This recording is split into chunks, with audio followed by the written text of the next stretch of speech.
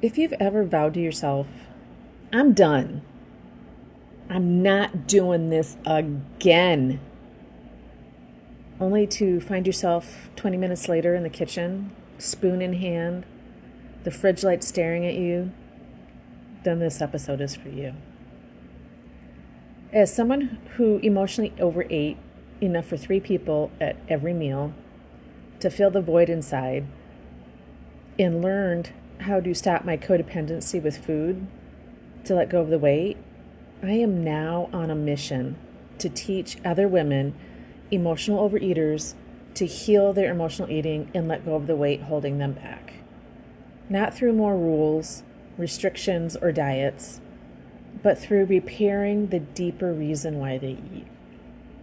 Hi, I'm Karrie Miller, and in this video, I want to talk to you about what happens after the spoon hits your tongue, why you betrayed yourself again, how self-trust actually feels in your body, and how you can begin rebuilding it so the next time temptation hits, you don't collapse into your old patterns. Stay with me. This is one of the most tender, powerful conversations you may ever have with yourself. You ever have one of those nights when you swear to yourself, I'm done. I am not doing this again. You say it so vehemently, you mean it this time. And then 20 minutes later, you've conveniently forgotten that promise. You find yourself standing barefoot in the kitchen, spoon in hand, the refrigerator humming in the background, taunting you like it knows your secret. The cold light from the fridge spills across your face, and for a moment, it's just you, the spoon, and the humming refrigerator. You tell yourself you're only going to take one bite, just enough to take the edge off. That's all I need is just a taste. And you don't even realize you just innocently lied to yourself. Because deep down, you already know you aren't going to have just one bite. And as that sweetness melts on your tongue, it tastes so good. You instantaneously renegotiate with yourself. Just one more. And you take one more lavish bite. And that one turns into another and another. The spoon comes to your mouth the spoon comes to your mouth quicker and quicker. And it's as if you only have 2 minutes to finish the container before the world ends. Then all of a sudden, as you're looking down into the empty container, a wave of guilt rises up right behind it. You think to yourself, my God, what did I just do? How did I just eat the entire container? I was only going to have one bite. Your heart clenches, your stomach knots, as the shame washes over you. Hurriedly, you bury the empty container in the trash, hoping no one notices it. Praying that tomorrow no one asks where that new pint of ice cream went. As you stand there, the cold air still clinging to your skin, wondering how you got here again. You didn't plan it, you didn't want it, and yet here you are, holding that heavy, hollow ache that always follows that first few bites. Thinking to yourself, what's wrong with me?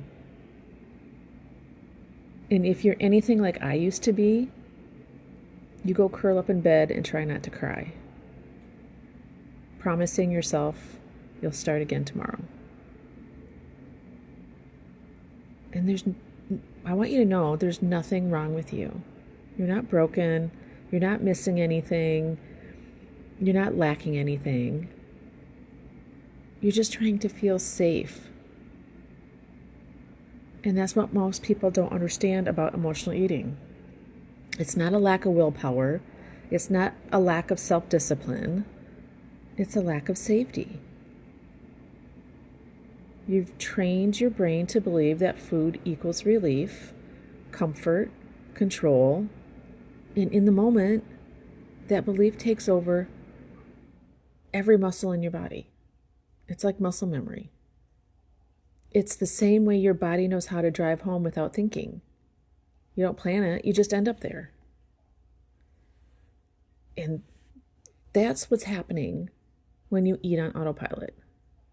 Your subconscious is driving the car, not your conscious mind, not your awareness. And afterward, when you wake up and you realize what happened, you're flooded with guilt, the shame, disgust, the same old promise, tomorrow will be different. But deep down, a part of you doesn't believe that anymore because you've made the same promise again and again and again. And every time you break that promise, a little piece of trust inside you fractures. That's the real wound. It's not the ice cream. It's not the calories. It's not the weight. It's the silent heartbreak of not believing yourself anymore.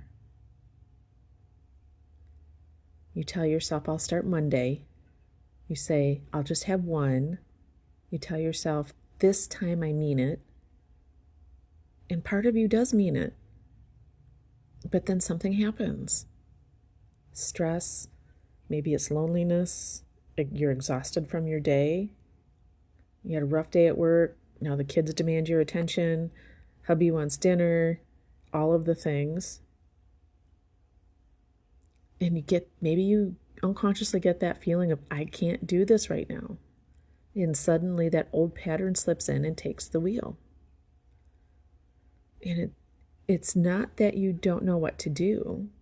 It's that your subconscious mind doesn't trust you to do it. Self-trust isn't about perfection. It's about building a partnership with yourself. It's that steady inner knowing that says, even when I stumble, I'll come back for me and I'll pick myself up. When you're living without self-trust, it feels like walking on eggshells inside your own body. Your chest feels tight, your breath stays shallow. You brace for the moment you disappoint yourself again. And you might not even know that that's what you're doing. It's such an ingrained habit. You do it unconsciously, just like you don't remember driving home from work. You hold your breath every time you make a promise because some part of you is waiting for the letdown. I know. I've done it. I lived it. Sometimes I still do it. But when you start to rebuild self-trust, your body begins to tell a different story. Your shoulders might drop from your ears. Maybe you have deeper breaths. Maybe your jaw unclenches. And sometimes it's subtle that you might not even notice it.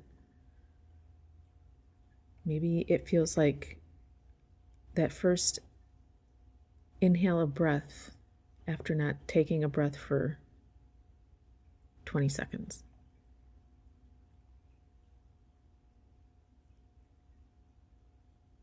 Sometimes we associate safety with the wrong things. And we need to learn how to reassociate safety to self-trust. Self-trust can feel like peace humming through your bones. It's that quiet, grounded confidence that whispers, I've got me. No matter what happens next, I will take care of myself. And that's what stops the binge before it starts. Not because you forced it, not because you finally feel safe enough to not binge. It's the self-trust and the belief that you don't need it. And self-trust isn't built in declarations. It's built in evidence. Our unconscious minds, our subconscious minds looks for, has to find all of the evidence and of all of the things that we believe. Self-trust is the quiet, consistent moments of, see, I kept my word to myself today. I did what I said I was going to do. And you can rebuild it.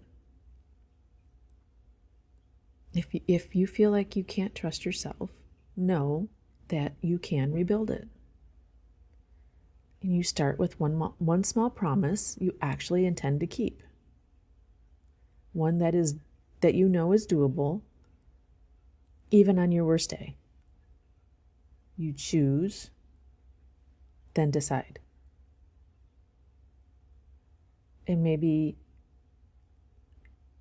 the one small act could be,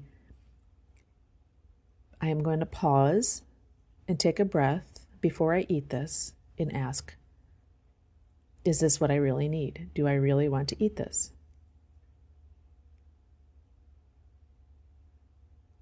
Maybe it's as simple as,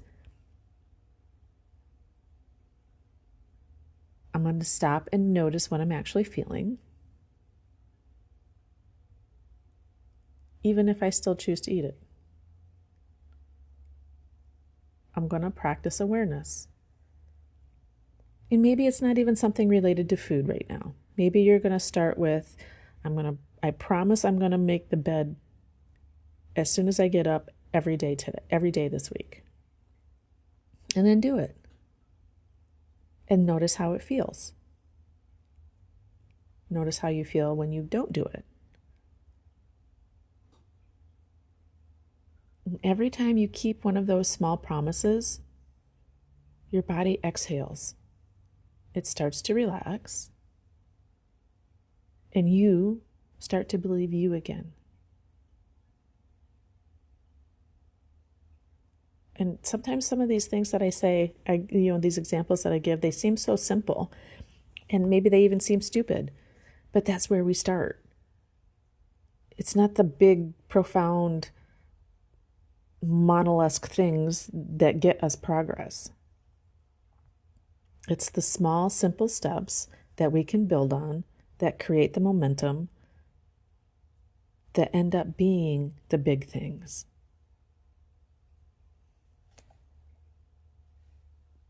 So I want you to stop and notice today that food isn't your problem.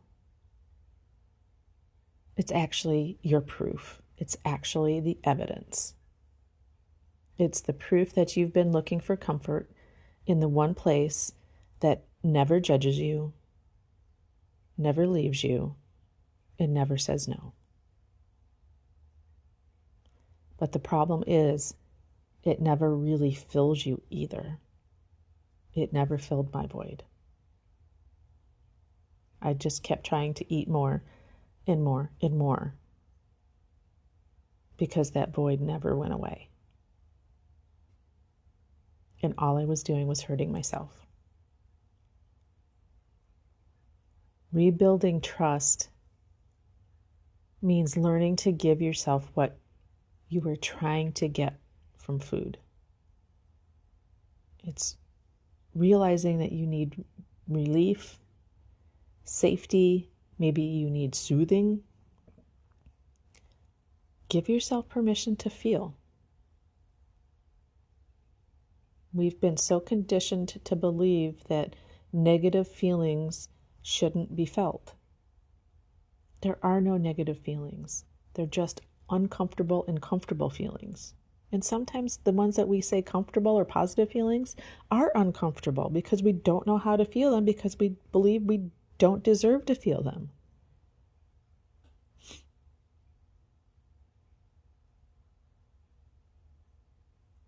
So I want you to give yourself permission to feel the feelings. Start practicing that. One small step at a time, one small feeling today, one small feeling tomorrow.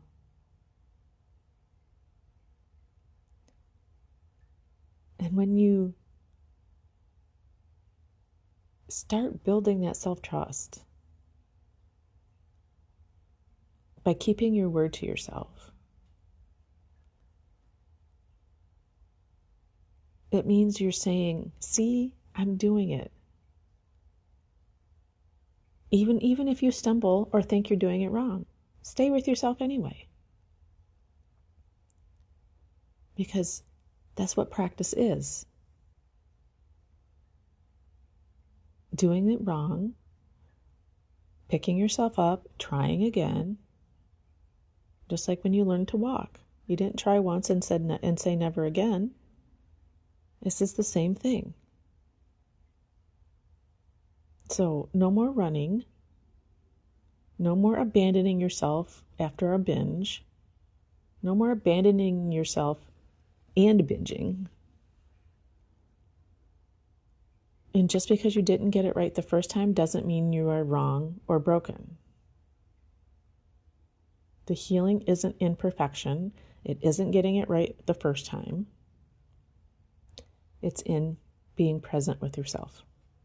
Being aware of what's really going on inside. And once you're aware, that's when you can change it. So the moment you can face what you just did without attacking yourself, that's the moment everything starts to change. That's when you can tell yourself, I feel safe now. That's when the urge to numb begins to lose its power. That's when food loses its grip on you.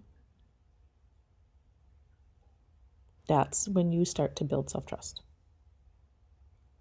So next time you find yourself at the fridge with the spoon in your hand, I want you to remember this.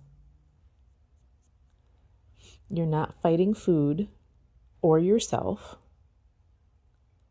You're looking for something that offers relief from what you don't want to feel in that moment. Pause. Take a breath. Notice what you're feeling. Not what you think you should feel. What's really going on. And then whisper to yourself, I'm learning to stay. I'm learning to listen.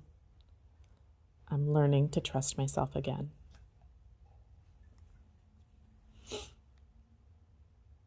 And remember, it's not about the food. It's not about the weight. It's about becoming the woman who can count on herself in every moment, no matter what. Self-trust is the quiet fire that replaces the shame, the guilt, the disgust. It's what lets you wake up in the morning and think, even if I fall today, I know I'll get back up. It's when food stops being your comfort because you've become your own comfort. It's when the scale stops deciding your worth because you already know who you are.